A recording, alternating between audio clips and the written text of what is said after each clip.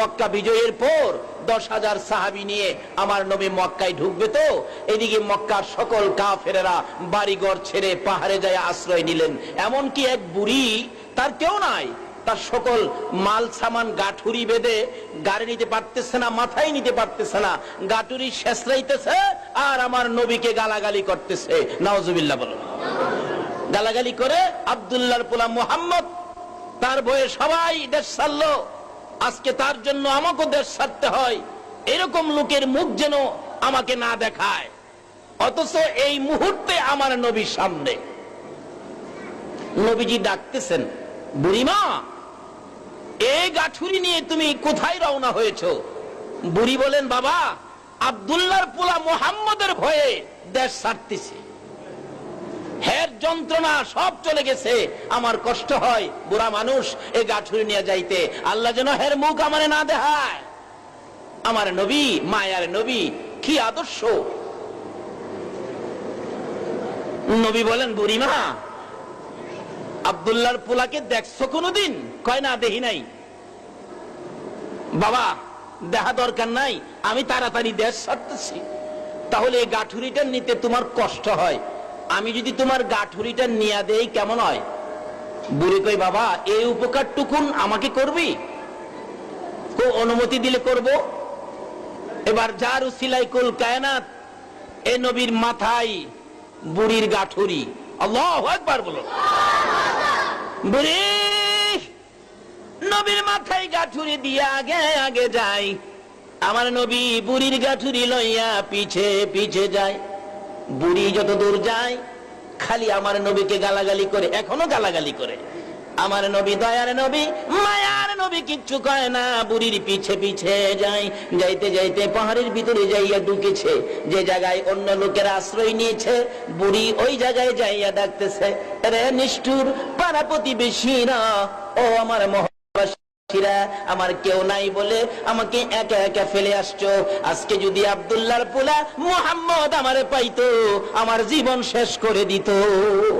এই যুবকটার কারণে আমি বেঁচে আসলাম। পাহাড়ের গুহার থেকে শত শত লোকেরা দৌড়ে বেরিয়ে আসলেন বুড়ির ডাক শুনে, কান্নাকাটি শুনে।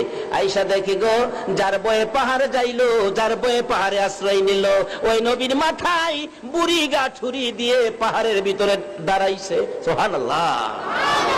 বুড়ি বলতেছেন, দুঃখ মনের বলতেছেন, রে আমার আত্মীয় স্বজনরা, পাড়া প্রতিবেশীরা, ও আমার দেশের লোকেরা, তোমরা সবাই চলে আসছো, আমাকে ফেলে আসছো। এই যুবকটাকে যদি আমি না পাইতাম, আমি আসতে পারতাম না, মুহাম্মদের হাতে আমি পড়ে যাইতাম। এমনি সময় পাহাড়ের লোকেরা বলেন, বুড়ি কার মাথায় গাছুরি দিলি রে? যার বয়ে আমরা দেশ ছেড়ে পাহাড়ে আশ্রয় নিলাম, ওই মুহাম্মদের মাথায় গাঠুরি দিয়ে কোন সাহসে আইসা পাহাড়ের চিপাই দাঁড়াইলি? জোরে জোরে কোন সুবহান। বুড়ি একবার নবীর দিকে তাকায়, আবার পাহাড়ের লোকদের দিকে তাকায়, আবার গাঠুরি টুকুন নামাইয়া ডাকতেছে, তোমরা কি বলতে চাও? লোকেরা বলেন, বুড়ি গো, যার বয়ে পাহাড়ে আসলাম, বাড়িঘর ছাড়লাম, তার মাথায় গাঠুরি উঠাইয়া দিছস। বুড়ি কি করলি? বুড়ি দুইটা চোখের পানি ছেড়ে দেন। ও পাহাড়ের লোকেরা শোনো, এই লোকটার বয়ে কি তোমরা পাহাড়ে আসছো? না, আল্লাহর কসম করে বলি, এই লোকটা কোনোদিন মানুষের ক্ষতি করতে পারে না। বাবা গো, তোমার নাম কি? মুহাম্মদ। আমার নবী মুস্কি হাসি দিয়ে বললেন, আমার নাম মুহাম্মদ। বাবা, তোমার হাত ধরে ক্ষমা চাই, ক্ষমা করে দাও। আগে যদি জানতাম তুমি সেই মুহাম্মদ, তাহলে কি আমি বেয়াদবি করতাম? তোমার মাথায় কি গাঠুরি দিতাম? বেয়াদবি করেছি, ভুল করেছি, অপরাধ করেছি, আমাকে ক্ষমা করে দাও। আর আমারে পড়িয়ে দাও মধুর কালিমা, লা ইলাহা ইল্লাল্লাহু মুহাম্মাদুর রাসূলুল্লাহ। আর বিশ্ব নবী জন্ম নিলেন মা আমিনার কুলে, আল্লাহ সারা মাবুদ নাই, ধর্ম দিলেন খুলে।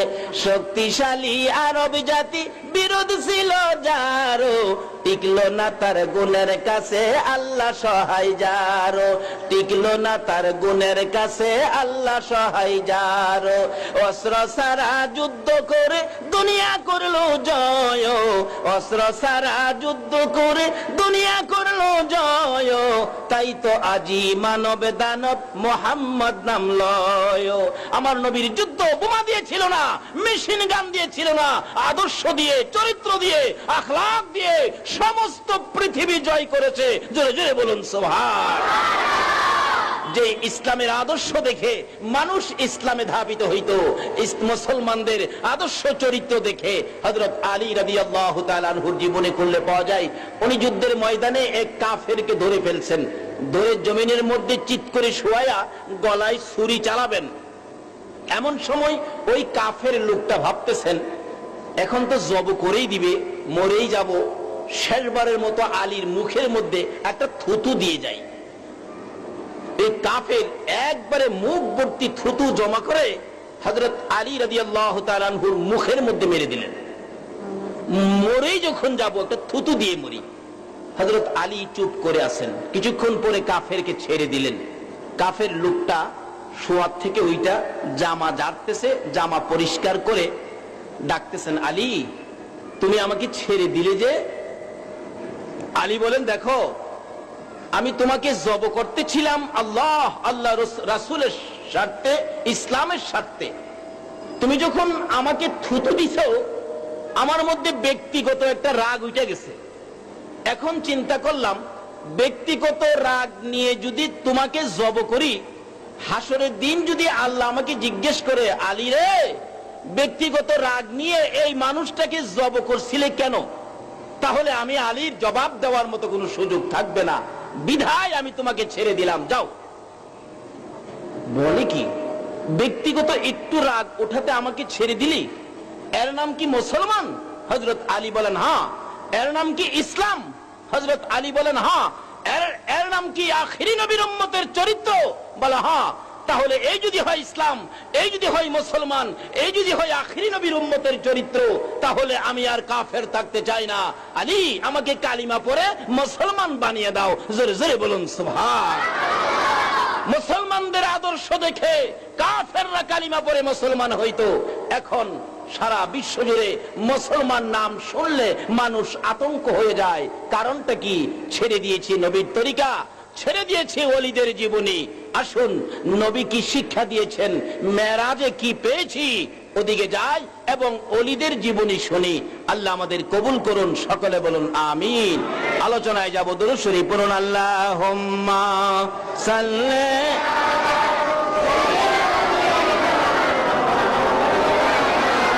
মুহাম্মদ ওয়া আলা মাওলানা মুহাম্মদ। আল্লাহুম্মা সাল্লি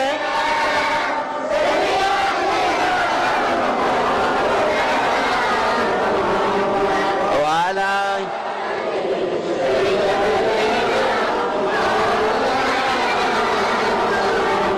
রজব নামের চাঁদ উঠেছে বাংলাদেশের আকাশে, গুনাহগারের বন্ধু নবী গেলেন খোদার আরশে। আল্লাহুম্মা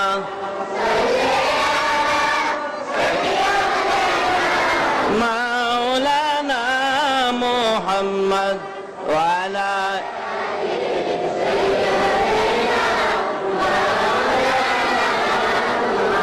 বালাগাল উলা বিকামালিহি কাশাফাদ দুজা বিজামালিহি হাসনাত জামিউ খিসালিহি সাল্লাল্লাহু।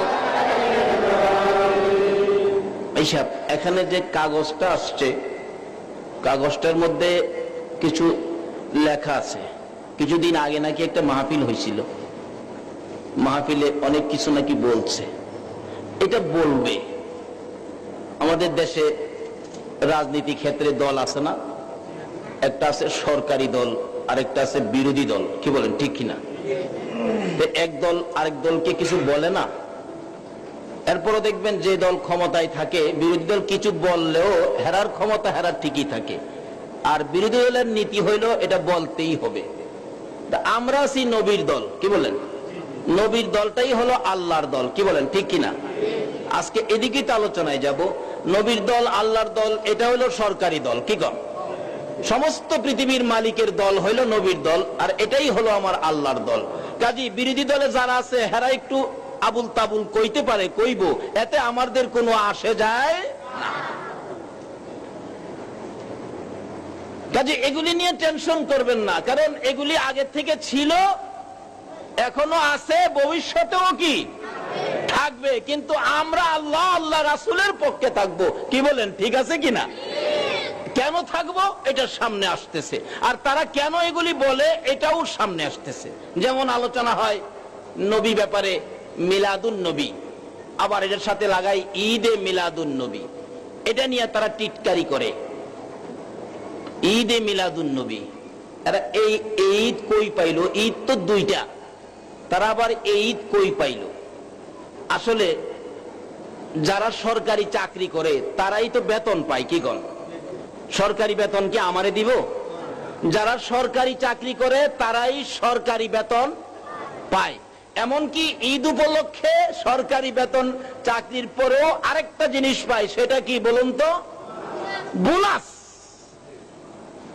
তা আমরা যারা নবীর পক্ষের লোক, যারা আমরা আল্লাহর পক্ষের লোক, সরকারি লোক আমরা যারা, আমরা দুই ঈদের পরে, এটা হইল বোনাস ঈদ, এটা হইল ঈদে মিলাদুন নবী।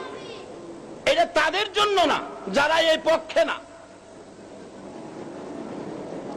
বাস্তবে আসুন, নবী বলেছেন যারা রমজানের রোজা রাখো নাই তারা ঈদগাহ আইসো না। এটা হাদিস, মুহাদ্দিস সাহেব আছেন, রাসূল বলছেন রোজাদার ব্যতীত ঈদগাহে আইসো না। তাহলে বোঝা গেল রোজার ঈদটা কার জন্য? রোজাদারের জন্য। রোজাদার ব্যতীত ঈদগাহে আইসো না, যেমন নবী বলেছেন। এখানেও বলা আছে, এনে কোরআন শরীফে আল্লাহ বলছেন ইন্নাল্লাহা ওয়া মালাইকাতুহু ইউসাল্লুনা আলান নবী, আমি এবং আমার ফেরেশতারা নবীর উপর দুরূদ ও সালাম প্রেরণ করে। আর কে করবে?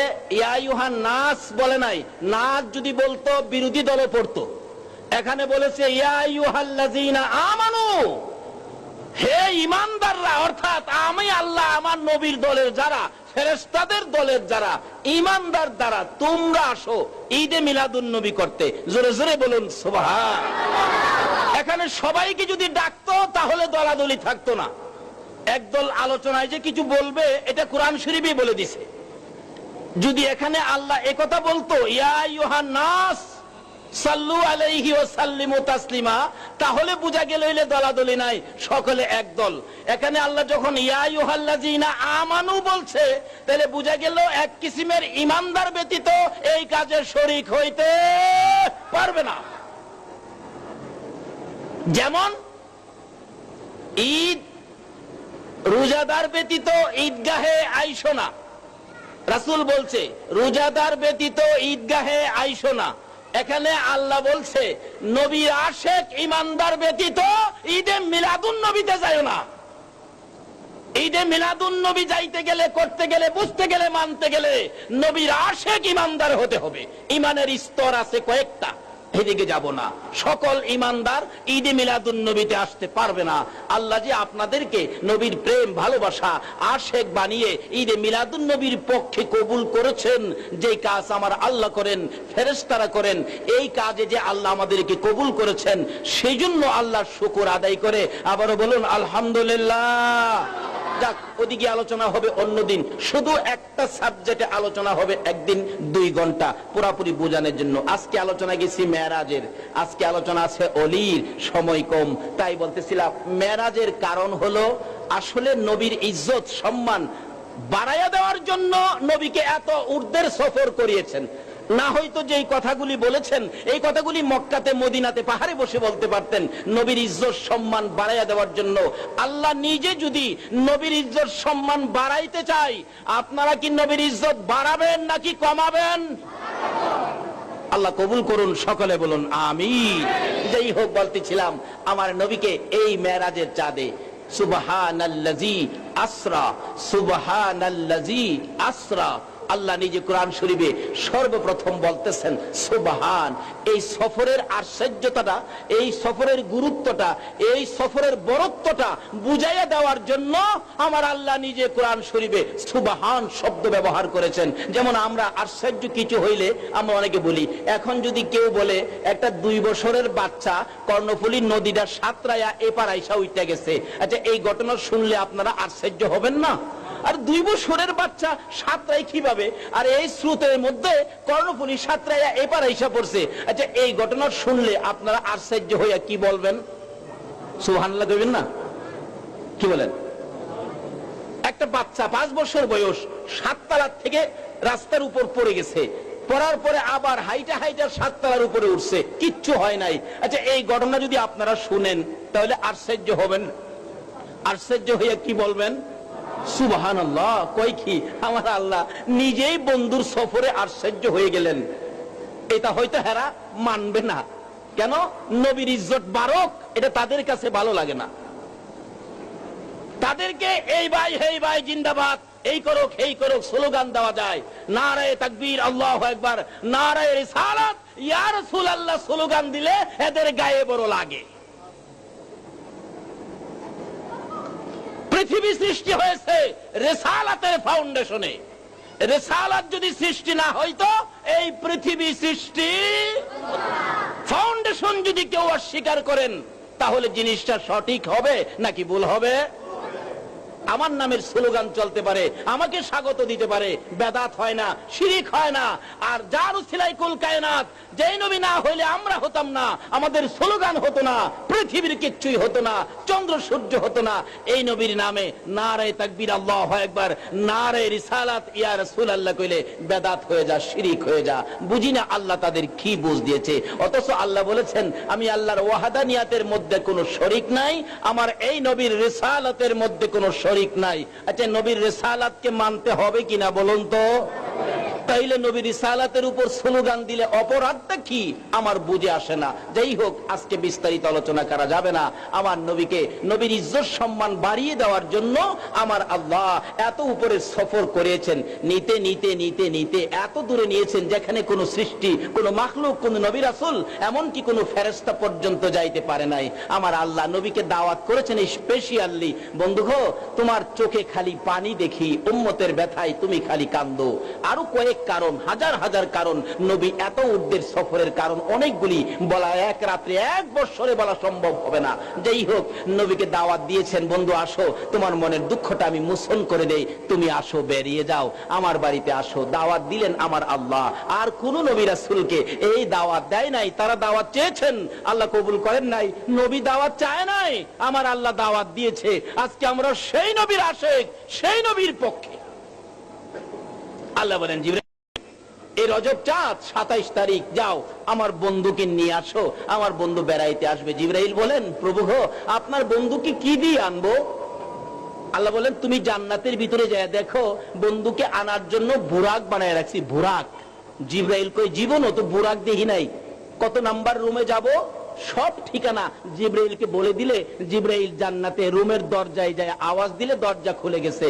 জিবরাইল দেখে আল্লাহু আকবার 40,000 বুরাক, ঘরের মধ্যে সব বসা, দাঁড়ানো, শুই না কেউ, দাঁড়িয়ে আছে সব অপেক্ষায় কোন সময় খবর আসবে আখিরি নবীকে পিঠে বসানোর জন্য। জিবরাইল বলেন তোমাদের বুরাকের সংখ্যা কত? বুরাক বলেন 40,000। তোমাদেরকে কতদিন আগে সৃষ্টি করা হয়েছে? বুরাক বলেন 80,000 বছর আগে সৃষ্টি করা হয়েছে। জিবরাইল 80,000 বছর যাবত মনের আকাঙ্ক্ষা লইয়া ঘুমায় না, খায় না, দাঁড়ায় থাকি, অপেক্ষায় থাকি কোন সময় ডাক আসবে আখিরি নবীকে পিঠে বসানোর জন্য, যার উসিলায় আমার আল্লাহ কুল কায়নাত সৃষ্টি করেছে। জিবরাইল বলেন 80 বছর আগেই তোমাদেরকে সৃষ্টি করেছে। ও এখানে প্রশ্ন আসতে পারে হুজুর আসবে যেদিন, এদিন সৃষ্টি করলেই তো হয়, 80 বছর আগে কেন সৃষ্টি? এটার কারণ হলো আমার আল্লাহ তার বন্ধুর দাম বাড়াইয়া দেওয়ার জন্য। জোরে জোরে বলুন সুবহান।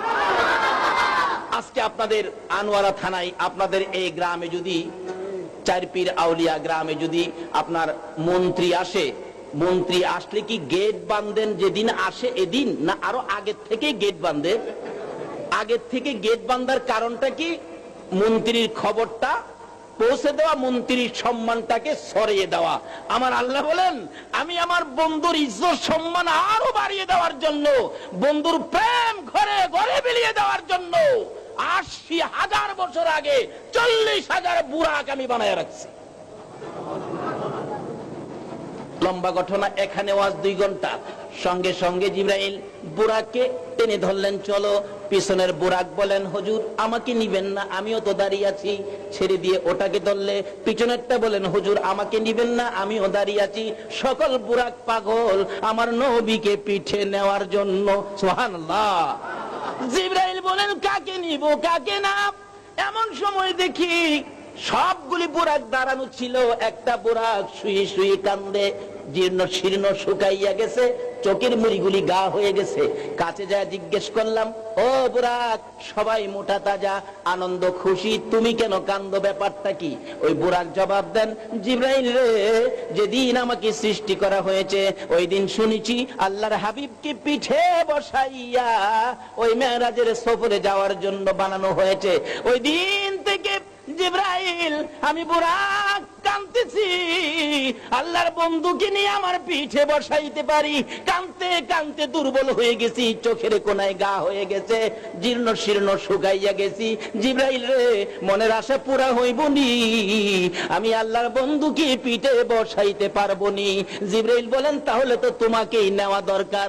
জিবরাইল যখন নাকি নবীর আশিক পাগল, ওই জীর্ণ শীর্ণ রোগী হয়ে গেছে, চোখ গা হয়ে গেছে, ওই বুরাকটাকে যখন টাইনা ধরলেন নবীর প্রেম ভালোবাসায়, সঙ্গে সঙ্গে বুরাক মোটা তাজা হয়ে যায়। ইয়া রাসূলুল্লাহ, ইয়া রাসূলুল্লাহ, জিন্দাবাদ জিন্দাবাদ জিন্দাবাদ। বলতেছিলাম জিবরাইল বলেন ওই বুরাক তখন লইয়া আমি জিবরাইল যখন রওনা করতেছিলাম নবীকে আনতে যাব, এমন সময় আমার আল্লাহ বড় মায়ার সুরে ডাকেন, জিবরাইল যাইস না রে, যাইস না। প্রভু গো, কেন যাব না? তুমি না নির্দেশ করেছো যাওয়ার জন্য। আমার আল্লাহ বলেন, জিবরাইল রে, জান্নাত থেকে সুন্দর পোশাক নিয়ে যা। আমার বন্ধু যে পোশাক পরনে আছে রে, বেড়াইতে আসবে, আরশ বহনকারী ফেরেশতারা দেখবে, আকাশের ফেরেশতারা দেখবে, জান্নাতের হুরিরা দেখবে, এই পোশাকগুলি তালি তুলি লাগানো আছে, ছিঁড়া আছে, তালি দেওয়া আছে। ও জিবরাইল, জান্নাত থেকে সুন্দর পোশাক আমার বন্ধুর জন্য নিয়ে যা। জিবরাইল জান্নাত থেকে সুন্দর পোশাক সহ আমার নবীর দরবারে হাজির হইয়া বলতেছিলেন, ইয়া রাসূলুল্লাহ, বেড়াইতে যাবেন, ওই পোশাকগুলি খুলে এই সুন্দর পোশাকগুলি গায়ে লাগান। আমার নবী পোশাকের দিকে তাকাইয়া তাকাইয়া কান্দে, চোখের পানি দিয়া জামাগুলো ভিজতেছে। জিবরাইল বলেন, ইয়া রাসূলুল্লাহ, এত সুন্দর সফরে যাবেন, কাঁদেন কেন জানতে চাই। আমার নবী বলেন, জিবরাইল রে, কান্দি মনে বড় দুঃখ।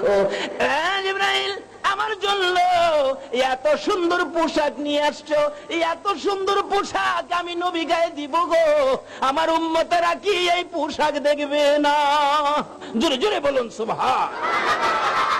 এত সুন্দর পোশাক আমি নবী গায়ে দিব, আমার এতিম গুনাহগার উম্মতেরা কি পোশাক পাবে না? ও জিবরাইল, এই পোশাকের ব্যাপারে শোনো, এই পোশাক যদি আমার গুনাহগার এতিম উম্মতের জন্য বাজেট না হয়, আমি নবী পোশাক গায়ে দেব না। জিবরাইল ডাকে, প্রভু গো, তোমার বন্ধু পোশাক গায়ে দেয় না, কেন দেয় না? ও আল্লাহ, তোমার বন্ধু পোশাক গায়ে দেয় না, এই পোশাক তোমার বন্ধুর উম্মতের জন্য বাজেট না দিলে গায়ে দিবে না। বলুন, এই নবীর পক্ষে থাকা আমাদের দরকার আছে কিনা? যে যাহাই বলবে আমরা এই নবীর দলে থাকবো, এই নবীর পক্ষে থাকবো, রাজি আছে? নারে তাকবীর, নারে রিসালাত, নারে গাউসিয়া। এগুলি আগেও ছিল, এখনো থাকবে। তার মধ্য থেকে একটা দল থাকবে যেটা আল্লাহ রাসূলের পক্ষের দল। বলুন তো, রাসূলের পক্ষে যারা, এটাই তো হলো আল্লাহর পক্ষের দল। কারণ যার উসিলায় কুল কায়নাত, এই নবীর পক্ষটা, নবীর দলটাই হলো আমার আল্লাহর দল। কাজী আমরা এই নবীর পক্ষে থাকবো। আসুন, নবীজি মেরাজ যাবেন, কিন্তু নবীজি যাবেন তো মেরাজ সাক্ষাতে মাওলার, কিন্তু লাভ হবে, ব্যবসা হবে উম্মতের। আল্লাহু আকবার বলুন। নবীজি যাচ্ছেন, আল্লাহ পাক কোরআন শরীফে বলেছেন সুবহানাল্লাযী আসরা। এমন আশ্চর্য সফর আমার এই বন্ধুর জন্য, আশ্চর্য সফর। লাইলাম মিনাল মসজিদিল হারামি ইলাল মসজিদিল আকসা। একটা রাত্রের কিছু অংশের মধ্যে খানায়ে কাবা, মসজিদে হারাম থেকে ওই জেরুজালেমের বাইতুল মুকাদ্দাস মসজিদে আমার নবীকে কিছু সময়ের মধ্যে পৌঁছায়া দিলেন। ওখানে যায়া দেখে আদম থেকে শুরু করে হযরত ঈসা আলাইহিস সালাতু সালাম পর্যন্ত সকল নবী রাসূল কিসের অপেক্ষাই যেন করতেছেন। আমার নবী সকল নবী রাসূলের উপস্থিতি দেখে জিবরাইলকে প্রশ্ন করেন, জিবরাইল, জিবরাইল, এত নবী রাসূল এখানে সব উপস্থিত, সবাইরে কবর থেকে উঠাইছে। সবাইরে কি কবর থেকে কে উঠাইছে? বলুন, কে উঠাইছে? উঠানোর কারণটা হলো আমার এই নবীরে সম্মান দাও। জোরে জোরে বলুন সুবহানাল্লাহ। নবী রাসূলকে কবরতে উঠাইয়া নবীকে সম্মান দেওয়ায়, আর আমরা জীবিত থাইকা সম্মান দিতে রাজি না। এটা কেমন মুসলমান? সবাই দাঁড়িয়ে আছে, নবীকে সম্মান দাও। নবী আস্তে আস্তে বলেন, জিবরাইল, জিবরাইল, ব্যাপার কি? হুজুর, সকল নবী রাসূল আপনাকে সম্মান দিতে আসছে। এখন সকল নবী রাসূলের মধ্যে আপনি শ্রেষ্ঠ রাসূল, তো আপনি সকল নবীগণের নবী, আপনি সাইয়্যিদুল মুরসালিন, আপনি 2 রাকাত নামাজ পড়ান। নবী কানে কানে কয়, জিবরাইল, এখানে আদি পিতা আদম নবী আছে, মুরব্বী দেখা যায়। আদি পিতা আদম নবী নি জামাতের ইমামতি করে। হুজুর, আদি পিতা আদম নবী আদি পিতা হইতে পারে, এই জামাতের ইমামতির উপযুক্ত না। তাইলে বোঝা গেল নবীর দাম বাড়াইতে না কমাইতেছে। তাহলে জাতির পিতা ইব্রাহিম নবী ইমামতি হয়তো করবে। জিবরাইল বলেন, হুজুর, জাতির পিতা ইব্রাহিম নবী হইতে পারে, এই জামাতের ইমামতির উপযুক্ত ইব্রাহিম না, এই জামাতের উপযুক্ত হলো নবী রাহমাতাল লিল আলামিন। যেই হোক, আমার নবী 2 রাকাত নামাজ পড়াইলেন। কে যেন ঘোষণা দিতেছেন, সাইয়্যিদুল মুরসালিন, ইমামুল মুরসালিন, সকল নবীদের সর্দার হিসাবে ঘোষণা দিয়ে নবীর ইজ্জতের পাল্লা ভারী করে দিয়ে আমার নবীকে নিয়ে রওনা হলেন বুরাক আকাশ পথে। যাইতে যাইতে যাইতে যাইতে একের পর এক লম্বা ঘটনা পার হইতে হতে একবারে সিদরাতুল মুনতাহা, ওখান থেকে জিবরাইল বুরাক সহ নবীকে নামিয়ে দিয়ে বললেন, ইয়া রাসূলুল্লাহ, আমরা আর যাইতে পারি না, এখন কি দিয়ে যাব? কিছুক্ষণ পর আইসা গেলেন রফরফ, যেটার গতি অনেক বেশি। রফরফ নবীকে নিয়ে এক টানে আল্লাহর আরশে, এখানে আরশ বহনকারী ফেরেশতারা উপস্থিত। আল্লাহ বলেন, বন্ধু গো, তোমার সাথে যে আলোচনা হবে, গভীর আলোচনা হবে, রুদ্ধদ্বার বৈঠক হবে, এখানে আরশ বহনকারী ফেরেশতারা শুনবে। চলো আরো গভীর নিরিবিলি জায়গায় যায়, যে জায়গাটার নাম কোরআন শরীফে আসছে কাবা কাউসাইন। এই কাবা কাউসাইনে বন্ধুর পাশাপাশি বন্ধু বসে আপনার আমার স্বার্থের আলাপ, আপনার আমার লাভের আলাপ, আপনার আমার মুক্তির আলাপ নবী একটানা 27 বছর করেছে। যেই নবী একটানা 27 বছর উম্মতের নাজাতের আলাপ বন্ধুর সাথে করতে পারে, আমরা কি সেই নবীর পক্ষে থাকতে পারি না? আল্লাহ আমাদেরকে কবুল করুন, সকলে বলুন আমিন। আলা সাইয়্যিদিনা মুহাম্মাদ মাওলানা মুহাম্মাদ নাবিয়ানা শাফিয়ানা মাওলানা। দেবানিশি মনে রে আমার আর দিও না যন্ত্রণা, দেবানিশি মনে রে আমার আর দিও না যন্ত্রণা। হায়রে দান যদি হইতাম ধনী, যাইতাম সোনার মদিনা। হায়রে দান যদি হইতাম ধনী, যাইতাম সোনার মদিনা। আল্লাহুম্মা সাল্লি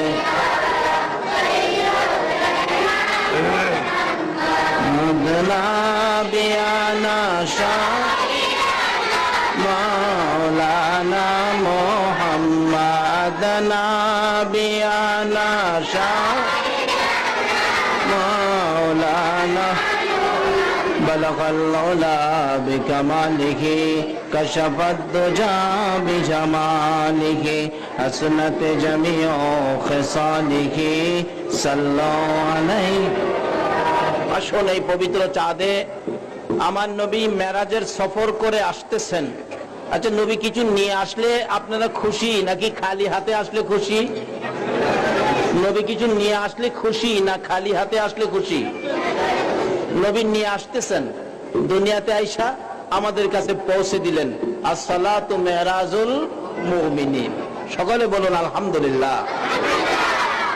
আজকে এই মন্ত্র যারা ধরছে তারাই তো আল্লাহর ওলি হইছে। বলতেছিলাম ওলিদের যে পাওয়ার কত, কথাটা খেয়াল আসেনি? নবী মেরাজের কারণ এত উপরে সফর কেন করলেন? দুনিয়াতে মানুষ অনেক মাতবুরি করবে, মানুষের সকল মাতবুরি যাতে আমার নবীর কাছে দুলিশাত হয়ে যায়, এই জন্য নবীকে এত উপরের সফর করাইলেন। বলতেছিলাম নবীজি সফর শেষে আসবেন, আসার সময় খালি হাতে আসে নাই, সাথে নিয়ে আসছেন উম্মতের জন্য একটা হাদিয়া, সেটা হলো আসসালাতু মেরাজুল মুমিনিন। এই মন্ত্র, এই ফর্মুলায় যারা আল্লাহর সাথে যোগাযোগ করেছে তারাই আল্লাহর ওলি হয়েছে। ওই রকম ওলিদের শক্তি, ওলিদের ক্ষমতা আছে কিনা? তাই বলতেছিলাম সকল যুবকেরা মিলে ধরছে, হুজুর আমাদের মসজিদের উপর দিয়ে হিন্দু ভদ্রলোক উইরা যাবে, এটা আমরা মানতে পারি না। আসলে মানুষ কোনোদিন উড়তে পারে না, মানুষ উঠতে, কিন্তু তার কারণ ছিল ওই হিন্দু ভদ্রলোক উড়তো কখন? শয়তান আইসা ওনারে কাঁধে নিতেন, শয়তান ওনাকে কাঁধে নিয়ে আকাশে উঠতো মুসলমানদেরকে দুর্বল করার জন্য উঠতো। তো ওই আল্লাহর ওলি বললেন, দেখো মানুষ তো উঠতে পারে না, হুজুর উড়ে তো, তাহলে তার উড়ানি বন্ধ করতে গেলে শক্তিশালী চারজন যুবক বাহির করো। চারজন যুবক শক্তিশালী দেখে বাহির করে আনলেন। তোমরা মসজিদের এই বারিন্দার পরে সেহেনের উপর দাঁড়াও, উজু করে আসো। যখন দেখবে উপরে উইরা আইসা মসজিদের উপরে আইসা গেছে, তখন চারজনে একবারে আজান মাইরা দিবে, আল্লাহু আকবার বলে চারজন একবারে ডাক দিবে। আজান শুনলে শয়তান থাকে নাকি দৌড়ে? আল্লাহর ওলি এই ফর্মুলা তৈরি করে দিলে চারজন যুবক উজু করে দাঁড়িয়ে আছে, যখন খালি উপরে আইছে তখন ওই ইতিহাস বলে ওই আল্লাহর ওলি বললেন, তোমরা চারজন একসাথে আজান দাও।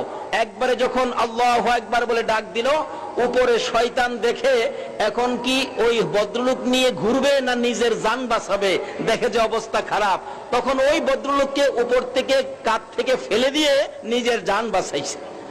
ওই ভদ্রলোক নিচে পড়ে একবারে খিচুড়ি হয়ে গেছে। কাজে এরকম কিছু পৃথিবীতে ঘটবে। আজকে বিজ্ঞান চাঁদের দেশে যায়, কি বলেন, ইদানিং টিকিট বিক্রি হচ্ছে, চাঁদে যাওয়ার টিকিট। কিন্তু চাঁদে কি দিয়া যায় বলুন তো? কি দিয়া যায়? রকেট। রকেট। বিজ্ঞানকে জিজ্ঞেস করে দেখেন, ইতিহাস খুলে দেখেন, এই রজব চাঁদে আমার নবীর মেরাজের সফরের আগে এই পৃথিবীতে রকেট ছিল না, বিমানও ছিল না, লিফট ছিল না। তিনটা জিনিস আবিষ্কার হয়েছে নবীর মেরাজের পর। সকল বিজ্ঞানীর বাবা হলো নবী মুহাম্মদুর রাসূলুল্লাহ সাল্লাল্লাহু আলাইহি সাল্লাম। বিজ্ঞানীরা শুনছে নবী নাকি মেরাজের সফরে যে বাহনটা দিয়ে গিয়েছেন, এটা কোরআন শরীফে বলা হয়েছে বারাকনা হাওলাহু। বারাকনা হাওলাহু, বুরাক নামের বাহন, এটা হাওয়ার সাথে উড়ে। আল্লাহু আকবার বলুন না। বিজ্ঞানীরা কয় বুরাক নামের বাহন হাওয়ার সাথে উড়ে। তখন তারা বুরাকের ব নিলেন, বুরাকের ব নিয়ে চেষ্টা ফিকির করতে করতে করতে করতে করতে করতে বিমান বানাইছে। দেখবেন বুরাক লেখতে যেই বটা লাগে, বিমান লেখতে ঠিক সেই বটাই লাগে। কিন্তু এই বিমানটা দিয়ে আবার বেশি উপরে যাওয়া যায় না, এটা আমেরিকা যায়, ইটালি যায়, ফ্রান্স যায়, সৌদি যায়, কুয়েত যায়, কাতার যায়, এইভাবে বেড়াইতে পারে, এই সমস্ত দূর দূর দেশে যাইতে পারে, কিন্তু চাঁদে বিমান যাইতে পারে না। চাঁদে যাইতে গেলে আরো দ্রুত গতির একটা বাহন, এটাও তারা চিন্তা করছে। তারা শুনছে নবী নাকি বুরাক দিয়ে গেছে সিদরাতুল মুনতাহায়, তারপরে নাকি আরেকটা বাহন ছিল, সেটার নাম কি জানি ছিল, রফরফ। তারা রফরফের র ধরেছে, বিজ্ঞানীরা রফরফের র ধরে চেষ্টা ফিকির চিন্তা করতে করতে দ্রুতগামী বাহন বানাইছে, যার নাম হলো রকেট। বুরাকের ব ধরে বিমান, রকেটের র ধরে রকেট। এর উপরে যাইবার আর কোন শক্তি তাদের নাই। এই পর্যন্ত আবিষ্কার করেছে নবীর মেরাজের উপর চিন্তা করে। আজকে লিফট টিপ দিলেই 120 তলা। বিজ্ঞান শুনছে নবী নাকি এক রাত্রের কিছু সময়ের মধ্যে 7 আসমান 7 জমিন পার হয়ে গেছে। এটা কিভাবে হইতে পারে? এটার উপর চিন্তা ফিকির করে বিজ্ঞান লিফট আবিষ্কার করেছে, টিপ দিলেই 120 তলা। আপনি ইতিহাস খুলে দেখুন, নবীর মেরাজের আগে পৃথিবীতে বিমান ছিল না, রকেট ছিল না, এমনকি লিফটও ছিল না। আমার নবীর মেরাজের সফরের পর বিজ্ঞানীরা এই সুযোগ পাইছে। জোরে জোরে কোন সুবহানাল্লাহ। যে নবীর উসিলাতে এত কিছু পাওয়া যায়, এই নবীকে ভালোবাসা দরকার আছে কিনা? এই নবীকে ভালোবাসলে লাভ হবে না লস হবে? নবীকে ভালোবাসা দিয়েছেন আল্লাহর ওলিরা। খাজা মঈনুদ্দিন চিশতি রহমাতুল্লাহর জীবনী খুলুন। উনি ছোট্ট বয়স থেকে আজকে আনোয়ারা থানায় আসলে সবচেয়ে বড় আনন্দ পাই বাচ্চাদের অবস্থা দেখলে। ছোট ছোট বাচ্চারা এরকম ভাবে অনেক জায়গায় মাহফিলে বাচ্চারা আসে, কিন্তু হাউকাউ করে, এই টুকটাক কথা কয়, ধাক্কা ধাক্কি করে, মারামারি করে। কিন্তু এখানে এত সুন্দর, এলাকার লোকজন এত ভদ্র। বাস্তবিক সামনে বলা ঠিক নয়, কিন্তু না বলে পারছি না। নিশ্চয়ই এলাকার লোকজন ভদ্র। আল্লাহ তাদেরকে হায়াত দিয়ে ওলি প্রেমিক, রাসূল প্রেমিক বানিয়ে দেখ। সকলে বলুন আমিন। যাই হোক, এরকম বাচ্চা বয়সেই খাজা মঈনুদ্দিন চিশতি রহমাতুল্লাহ আলাইহি মুরিদ হয়েছিলেন খাজা উসমান হারুনি রহমাতুল্লাহ আলাইহির কাছে। খাজা উসমান হারুনি রহমাতুল্লাহ আলাইহি বহুত বড় দরজার ওলি ছিলেন, কিন্তু বেলায়েতের দরজায় বাচ্চা বয়সেই খাজা মঈনুদ্দিন উচ্চ স্তরে পৌঁছে গেলেন, বেলায়েতের দরজায়। কারণ এই দরজায় উচ্চ স্তরের শিখরে পৌঁছতে গেলে হক্কানি আল্লাহর ওলিদের সাথে যোগাযোগ করতে হবে। ওলিদের দরবারে এমন একটা ক্লাস করানো হয়, যেই ক্লাস শরীয়তের মাদ্রাসায় পড়ানো হয় না, এটা ইলমে মারিফাতের মাদ্রাসায় ঢুকতে হয়। খাজা মঈনুদ্দিন চিশতি রহমাতুল্লাহ আলাইহি আজকে ভারতের জমিনে ঘুমিয়ে আছে, সমস্ত পৃথিবীর মানুষকে পাগল বানিয়ে ঘুমিয়ে আছে আজকে আজমিরের জমিনে। উনি বাচ্চা বয়সে উচ্চস্তরের বেলায়েতের দরজায় পৌঁছে গেলে ওনার পীর খাজা উসমান হারুনি একদিন বলেছিলেন, মঈনুদ্দিন জি, ওই যে হিন্দুরা আগুনের পূজা করে, ওখান থেকে আমার জন্য একটু আগুন নিয়ে আসো। উনি বাচ্চা বয়স তো, আগুন আনতে গেলে যায় দেখে হিন্দুরা আগুনের পূজা করতেছে। বলতেছেন, আচ্ছা আপনারা আগুনের পূজা করেন, আমার একটু আগুন দিবেন? বাচ্চা বলতেছেন, খাজা মঈনুদ্দিন বাচ্চা বয়স, বলতেছেন আমার একটু আগুন দিবেন? করে না রে বাবা, আগুন তো দেওয়া যাবে না। কোথায় আপনারা আগুনের পূজা করেন কেন?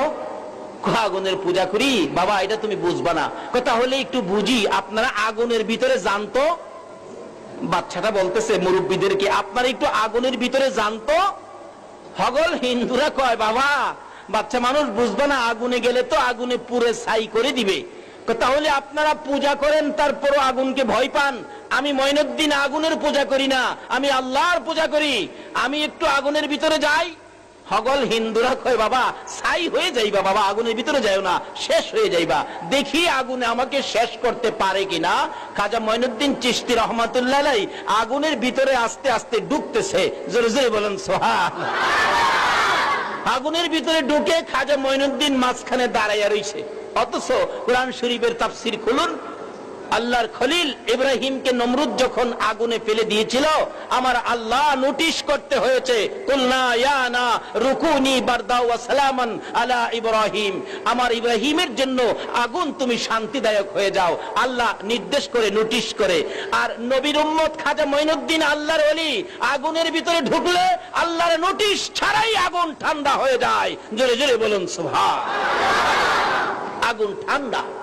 আগুন দেখতেছে, বাবারে বাবা, যেই পোশাক গায়ে দিয়ে আগুনের ভিতরে ঢুকছে, কি বলেন, এটা সরকারি পোশাক, ঠিক কিনা কোন তো? আজকে সরকারি পোশাক গায়ে থাকলে, র্যাব বাহিনী দেখলে কোন তো মানুষ ভয় পায় না? ঢাকা দেখছি র্যাবের গাড়ি যখন যায় রাস্তাঘাটে মানুষ র্যাবের দিকে চায় না, নিচে যায় থাকে। অথচ তারা তো আমাদেরই ছেলেবে, আমাদেরই পুত ভাতিজা, আমাদেরই ভাই ভাতিজা, অথচ সরকারি পোশাক গায়ে থাকার কারণে আমাদের দেখলে, তাদেরকে দেখলে কি ভয় লাগে, চাইতে ইচ্ছে করে না। তো এই সরকারি পোশাক গায়ে আমারই ভাতিজা, আমার দেখলে ভয় লাগে। আর খাজা মঈনুদ্দিন এমন এক পোশাক গায়ে দিয়েছে, পোশাকের একটা সাইড হলো লা ইলাহা ইল্লাল্লাহ, আর একটা সাইড হলো মুহাম্মাদুর রাসূলুল্লাহ। এই সরকারি পোশাক যারা গায়ে দিয়েছে তাদের গায়ে আগুনে ধরতে পারে। হাসুরের দিন আমার আল্লাহ নির্দেশ দিবেন, জাহান্নামের আগুন, ওই যে কতগুলো লোক দেখা যায়, তোমরা তাদেরকে পাকড়াও করো, গ্রাস করো। আগুন দৌড়ায় যাবেন, আবার তাদের কাছ থেকে ফিরে আসবেন, আবার আল্লাহ নির্দেশ দিবেন, আবার যাবেন, আবার ফিরে আসবেন। কিতাব বলেন এমন ভাবে 70 বার যাবেন, 70 বার ফিরে আসবেন। আমার আল্লাহ ডেকে ডেকে বলবেন, ও আগুন, তোমাদের কি ক্ষমতা কমে গেছে? তোমাদের কি শক্তি কমে গেছে? পাওয়ার কমে গেছে? নির্দেশ দিলাম ওই লোকগুলিকে ধরার জন্য, গ্রাস করার জন্য, তোমরা কেন ধরো না, গ্রাস করো না? আগুন জবাব দিবেন, জাহান্নামের আগুন, মাবুদ তোমার নির্দেশ পাইয়া ওই লোকগুলির কাছে যাই ধরার জন্য, যায় দেখি তাদের কপালের মধ্যে লেখা আছে মুহাম্মাদুর রাসূলুল্লাহ সাল্লাল্লাহু আলাইহি। মাবুদ, যেই নবী না হইলে আমরা হতাম না, যেই নবী না হইলে কুল কায়নাতের কিছুই হতো না। ওই নবীর নামটা দেখলে আমরা আগুন ভয় পাই, বিধায় এ আগুন আমরা ওই লোকগুলোর গায়ে ধরতে পারি না। তোমার বন্ধুর নামটা দেখে আমরা ভয় লাগে, মায়া লাগে, ও প্রভু, এই জন্য আমরা ধরতে পারি না। আমার আল্লাহ ডেকে ডেকে বলবেন, আগুন রে, আমার বন্ধুর নামের খাতিরে তোরা যদি এইভাবে লোকদেরকে ভালোবাসা দিতে পারোস, যা যা, আমার বন্ধুর নামের খাতিরে আমি আল্লাহ তাদেরকে মাফ করে দিলাম। এই পোশাক গায়ে থাকলে জাহান্নামের আগুন ধরতে পারবে না। খাজা মঈনুদ্দিন চিশতি রহমাতুল্লাহ আলাইহি, বাচ্চা বয়স, আগুনের ভিতরে দাঁড়িয়ে আছে, আগুন তাকে ধরে না, আগুন তাকে কয় কি ধরে নাকি? আল্লাহর ওলিদেরকে আগুনে ধরবে? তো খাজা মঈনুদ্দিন অনেকক্ষণ দাঁড়ায় থেকে কয়, আগুন আমার ধরস না? আগুন কই ধরতাম, যেই পোশাক লাগাইছো র্যাবের পোশাক, এই পোশাক দেখলে আমরা আগুনেও ভয় পাই। খাজা মঈনুদ্দিন নামাজ পড়তেন কিনা বলুন তো?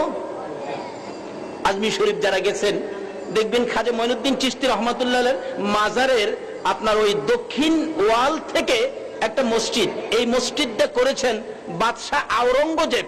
ওনার জীবনী খুললে পাওয়া যায়, বাদশাহ আওরঙ্গজেব যখন ছোট ছিলেন উনি যাই মাজারের পাশে সালাম দিলেন, কি বলে? আল্লাহর ওলিরা তো মরে না, রাসূল বলেছেন ওলিরা জীবিত, ইন্না আউলিয়া আল্লাহ লা ইয়ামুত।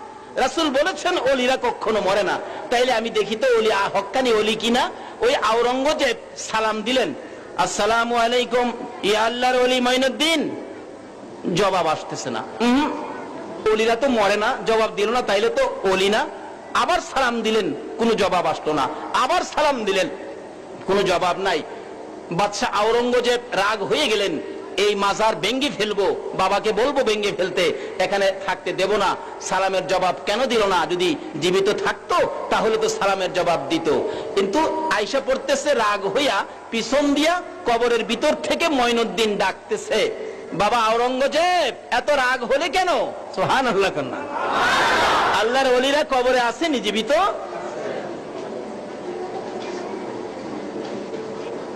আমি সালাম দিলাম, জবাব দিলেন না কেন? খাজা মঈনুদ্দিন চিশতি বলতেছেন কবর থেকে, বাবা তুমি যখন প্রথম সালাম দিলে আমি তো তখন নামাজের মধ্যে ছিলাম, অথচ কবরে কোনো ইবাদত নাই, নামাজ রোজা কিছুই করতে হয় না, নেক কাজও করতে পারে না, গুনাহও করতে পারে না। তখন বললেন আমি তো নামাজে ছিলাম। তাহলে বোঝা গেল মঈনুদ্দিনের নামাজের আমল আসছিল। কি বলেন? আমল কি আসছিল? বিধায় কবরেও নামাজে দাঁড়িয়ে রয়েছে। তুমি যখন দ্বিতীয়বার সালাম দিলে আমি তো নামাজে ছিলাম, তৃতীয়বার নামাজে ছিলাম, এখন সালাম ফিরাইয়া তোমার সালামের জবাব দিলাম, বাবা রাগ হইও না। উনি বললেন, কবরে থেকেও আপনি নামাজ পড়েন? কহ, তাহলে নামাজের এত গুরুত্ব দিলেন আপনি? দুনিয়াতে তো নামাজ পড়ছেনই, কিভাবে পড়ছেন এটাও প্রমাণ আছে। আয়না সাগরের কিনারে গেলে দেখবেন একটা পাথরের পাহাড় 150 ফুট উঁচু হবে, এর মধ্যে গেলে দেখলাম ছোট্ট একটা চৌকি। বললেন যে এর মধ্যে মঈনুদ্দিন নামাজ পড়তেন। আরেকটা চৌকি কিনারে আছে, একটা বুড়া লোক, বললেন এর মধ্যে খাজা মঈনুদ্দিন মাঝে মাঝে একটু ঘুমাইতেন। এখানে আবার বললেন, হুজুর এক ঘটনা ঘটছিল কি? আপনারা তো শুনছেন কিনা? ঘটনা ঘটছিল, ওনার একান্ত মুরিদ মহব্বতের ভক্ত খাজা কুতুবউদ্দিন বখতিয়ার কাকি ওনাকে একদিন একটা লোটা দিয়ে বলছিলেন, আমার জন্য 1 লোটা পানি নিয়ে আসুন নিচে আয়না সাগর থেকে। আয়না সাগর থেকে পানি আনতে গেলে হিন্দুরা বাধা দিলেন, না পানি নিতে দেব না। হুজুর 1 লোটা পানি চাইছে, 1 লোটা পানি দেন। নামাজির কত ক্ষমতা দেখেন, 1 লোটা পানি দেন। কয় না, পানি দেওয়া যাবে না। 1 লোটা পানি দিলে কি হবে? মেরে ফেলবো সামনে বাড়লে। উনি বলতেছেন, হুজুর, খাজা মঈনুদ্দিনকে বলে কুতুবউদ্দিন বখতিয়ার কাকি, হুজুর আমাকে তো পানি দেয় না। উনি উপর থেকে বলেন, তুমি যাও না, আরেকটু যাও। যাইতে দেয় না তো হুজুর, যাইলে আরেকটু যাইলে আমারে মারবে। খাজা মঈনুদ্দিন চিশতি রহমতুল্লাহ আলাইহি উপর থেকে ডাকতেছেন, এই পানি, আয়না সাগরের পানি। কুতুবউদ্দিনকে তো যাইতে দেয় না, তোমাদেরকে তো আর কেউ আসতে মানা করে না, তোমরা আইসা পড়ো। উনি উপর থেকে ডাক দিতে দেরি, পুরা আয়না সাগরের পানি 1 লোডার ভিতরে ঢুকতে দেরি হলো না। জোরে জোরে কোন সুবহানাল্লাহ। আরে আকাশ জমিন হইল সৃজন নবীর কারণে, সেই জমিনে খেলে আল্লাহর ওলিগণে। বলুন, সেই জমিনে খেলে। দেখলে খাজা বাবার খেলা, আসে গনের বারে জ্বালা। দেখলে খাজা বাবার খেলা, আসে গনের বারে জ্বালা। আয়না সাগর শুকিয়ে দেই বসে নির্জনে, আয়না সাগর শুকিয়ে দেই বসে নির্জনে। সেই জমিনে খেলে আল্লাহর ওলিগণে, হায়রে সেই জমিনে খেলে আল্লাহ। আকাশ জমিন হইল সৃজন নবীর কারণে, আকাশ জমিন হইল সৃজন নবীর কারণে। সেই জমিনে খেলে আল্লাহর ওলিগণে, হায়রে সেই জমিনে খেলে আল্লাহ। বলতেছিলাম, দয়ার নবী মায়ার নবীর কথা যারা মেনেছে, মেরাজের সফরের সদাই যারা সঙ্গী করেছে, তারাই আমার আল্লাহর ওলি হয়েছে। খাজা মঈনুদ্দিন চিশতি রহমতুল্লাহ আলাইহির জীবনী খুলুন। এইভাবে খাজা মঈনুদ্দিন চিশতি আগুনের ভিতরে ছিলেন। বলুন, কিসের ভিতরে ছিল? আগুনের ভিতরে। কি আমরা থাকতে পারবো? সাহস আছে কেউ? কিন্তু আল্লাহর ওলিরা কি? আল্লাহর ওলিরা কি? আল্লাহর ওলিরা পারে কি নবীর পক্ষে থাইকা নাকি না থাইকা? আল্লাহর কথা মাইন্না নাকি না মাইন্না? নবীর পক্ষে থাকলে এই আগুন কেন? জাহান্নামের আগুনের ভিতরেও কোনো টেনশন নাই। জোরে কন্যা সুবহান। হাদিস শরীফে পাওয়া যায়, এক ব্যক্তি মাছ মারতে গেছে, একটা মাছ ধরে বাড়িতে আনলেন, খুব সুন্দর মাছ। বললেন, বিবি এই মাছটা কুইটা তাড়াতাড়ি ভাজি করো, আমি খাবো। ওই বিবি মাছ কাটতেছে, মাছ কাইটা একবারে ভালো করে ধুইতেছে, কিন্তু মাছ কাটলে কি হবে? মাছ তো মরে না। তৈলের মধ্যে দিলেন ভাজি করতে, কিন্তু তৈলের ভিতরে যায় মাছ নড়াচড়ি করে মরে না। বিবি বললেন, মাছটা মনে ভালোভাবে কাটা হয় নাই, আবার ভালো করে করছে।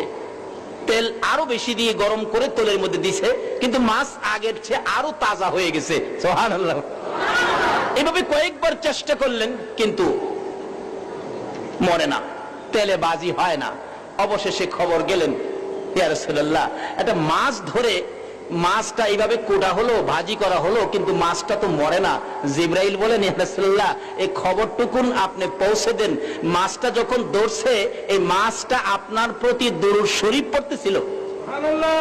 যখন মাছটাকে দা দিয়া কাটছে তখন দুরূদ শরীফ পড়তেছিল, যখন মাছটাকে গরম তেলের মধ্যে বারবার করে দেওয়া হয়েছে তখন মাছটা দুরূদ শরীফ পড়তেছিল। নবী গো আপনি বলে দেন, দুরূদ পড়নেওয়ালার গায়ে দুনিয়ার আগুন কেন জাহান্নামের আগুন পর্যন্ত ধরবে না? সেই নবীর পক্ষের মেহমানের গায়ে, আল্লাহর ওলিদের গায়ে আগুন ধরতে পারবে? যে যাহাই বলে আমরা অন্য দলে যাব না, আমরা আসমান জমিনের মালিক সেই সরকারি দলে থাকবো। কি বলেন, রাজি আছেন? আল্লাহ তুমি কবুল করো, সকলে বলুন আমিন। এই হোক, খাজা মঈনুদ্দিন চিশতি রহমাতুল্লাহ আলাইহি বলতেছেন, আচ্ছা আমি তো আগুনে আগুনে, আমারে তো ধরলো না, আচ্ছা দেখি তো আমার পক্ষে যদি কেউ থাকে, অর্থাৎ খাজা মঈনুদ্দিনের পক্ষে যদি কেউ থাকে তাকেও নিয়ে আগুনে জ্বালাইতে পারে, দেখি তো।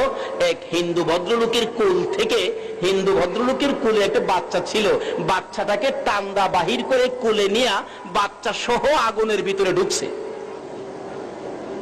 সকল হিন্দুরা বলতেছেন হাই হাই, মরে মরে মঈনুদ্দিন মরতো, আমাদের সাধু বাবুর পুলারারেও তো আগুনে নিয়ে মালেও, এ কি করলো, সর্বনাশ করলো। অনেকক্ষণ দাঁড়ায় থাকলো, কিন্তু অলির পক্ষে যা গেল তাকেও আগুনে জ্বালায় না। অলির পক্ষে যা গেল তাকেও আগুনে জ্বালায়। তাহলে অলিদের পক্ষে থাকলে লাভ হবে না লস হবে? এই যে বাস্তব বাস্তব প্রমাণ। অনেকক্ষণ পরে বাহির হয়ে আসলেন, সকল হিন্দুরা মিলে দেখতেছেন, দেখি দেখি দেখি বাচ্চাটার কি হলো। সমস্ত শরীর তালাশ করে দেখে আল্লাহর অলির পক্ষে হিন্দু ভদ্রলোকের ছেলেটা থাকার কারণে অলির খাতিরে এই হিন্দু ভদ্রলোকের বাচ্চার একটা পশমও আগুনে জ্বালাইতে পারে না। অবশেষে উপস্থিত এখানে তার জীবনী লেখে 850 হিন্দু ছিল, একসাথে মঈনুদ্দিনের হাত ধরে কালিমা পড়ে মুসলমান হয়ে গেলেন। জোরে জোরে বলুন সুবহানাল্লাহ। এইভাবে খাজা মঈনুদ্দিন চিশতি রহমাতুল্লাহ আলাইহি 90 থেকে 92 লক্ষ হিন্দুকে ভারতের জমিনে মুসলমান করেছে। এই ওলিদের পক্ষে থাকা আমাদের দরকার আছে কিনা? আসুন, এই মেরাজের সফর থেকে নবীজি নিয়ে আসলেন নামাজ, উম্মতের জন্য মাওলার দিদারের ব্যবস্থা নামাজের মাধ্যমে। আল্লাহর ওলিরা এই নামাজ পড়তেন।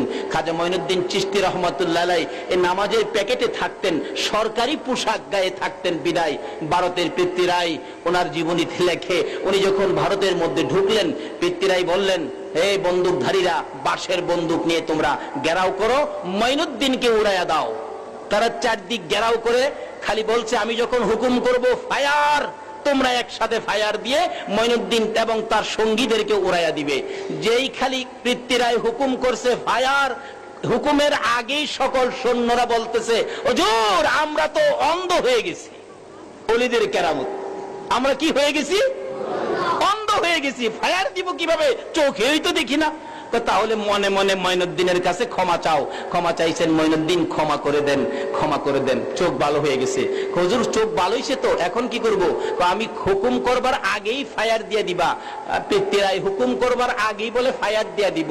পিতৃরাইয়ের হুকুমের আগেই তাদের চোখগুলি অন্ধ, চোখে দেখে না। হুজুর কই আপনি, দেখি না তো। আল্লাহ কয় আমার ওলির সাথে মাতবুরি করবি, সাইজ করে ফেলামু। অবশেষে কয় আবার মাপ চাও, আবার মাপ চাইছে, চোখ ভালো হয়ে গেছে।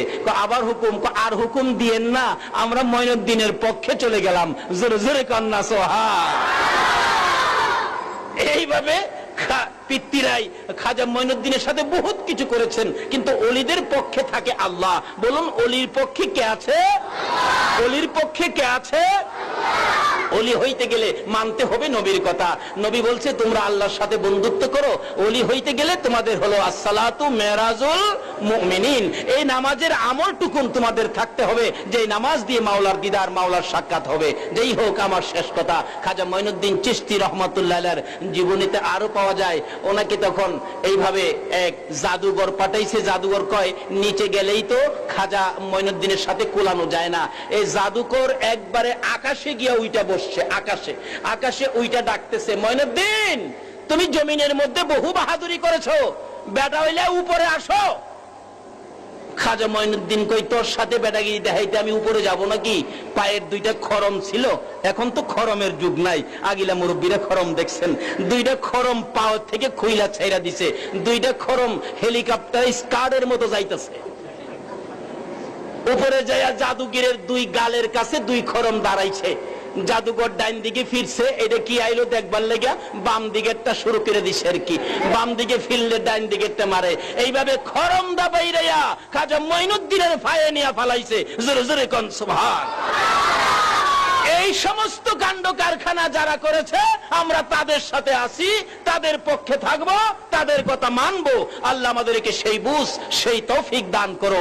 সকলে বলুন আমিন। আমি আর সামনে বাড়তেছি না, হুজুরকে বসায় রেখে অনেক বেয়াদবি করেছি। আমি একটু মুক্তসুর দোয়া করে বিদায় হব। সকলে একটু দোয়ায় শরীক হন। দোয়া চাইলেন 100 টাকা হাদিয়া দিয়া দোয়া চাইছে একটা মহিলা, নাম কি?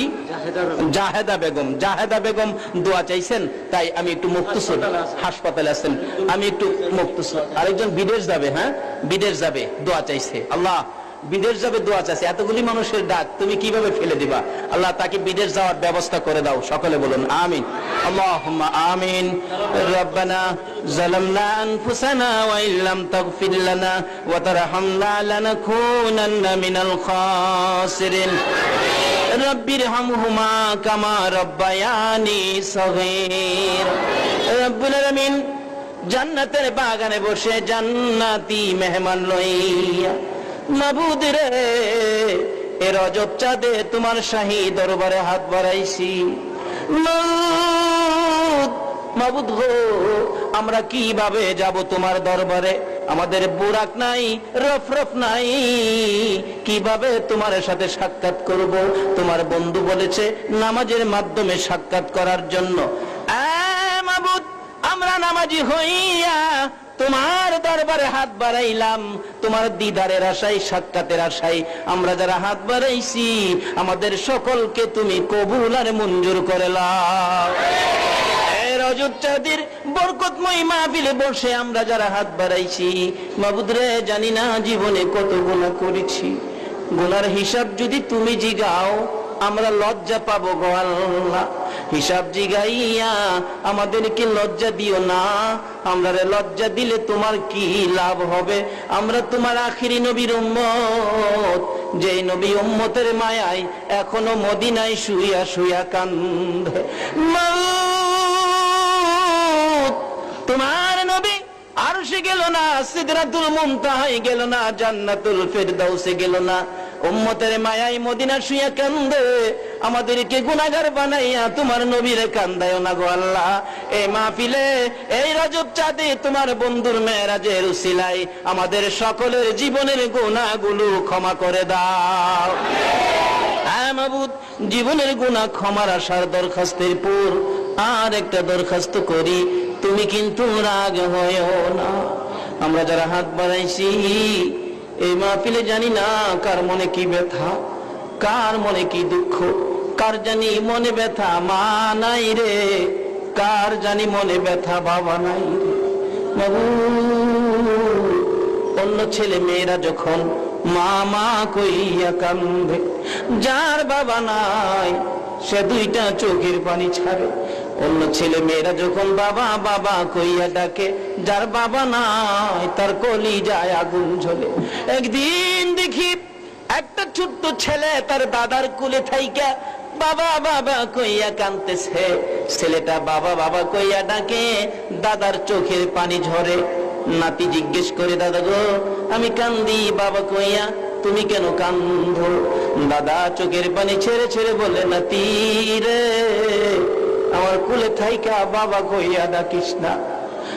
6 মাস বয়সে আমার বাবা এই দেশ থেকে বিদায় হয়ে গেছে। জীবনে কোনদিন তোর মতো বাবা কইয়া আমি আমার বাবারে ডাকতে পারছি না। আমার সামনে যদি কেউ বাবা কইয়া ডাকে রে, আমার কলিজা মানে না, চোখের পানি ঝরঝর করে পড়ে। হ্যাঁ মাবুদ, এই বাবার অভাবে কে জানি হাত বাড়াইছে। ওই নাতি তখন বলতেছিল, দাদা তুমি যদি বাবা কইয়া ডাকলে তুমি কান্দো, আমি মা মা কইয়া ডাকবো। দাদা আরো কান্দে, নাতি রে মা মা কইয়া ডাকিস না। আমাকে 3 মাসের ফালাইয়া আমার মা দুনিয়া থেকে বিদায় হয়েছে। জীবনে কোনোদিন মা বলে ডাকতে পারি নাই। কেউ যদি আমার সামনে মা মা কইয়া ডাকে রে, আমার কলিজা মানে না, আমার কলিজা মানে না। মায়ের অভাবী, বাবার অভাবী যারা হাত বাড়াইছে গো আল্লাহ, আর দেরি করো না, ওই সকল মা বাবার কবর জান্নাতের বাগান বানাইয়া দাও। আমার মতো মায়ের অভাবী কে জানি হাত বাড়াইছে। মায়ের কুলে জীবনে কত পসরা পায়খানা করেছি। অন্য মহিলারা কাছে থাকলে নাকে কাপড় দিত, মা দরদি জীবনে নাকে কাপড় দেয় না। হে দরদি মা কার জানি কবরের আল্লাহ। ওই মার বাবার পক্ষ থেকে ক্ষমা চাই, তাদের কবরগুলো জান্নাতের বাগান বানাইয়া দাও।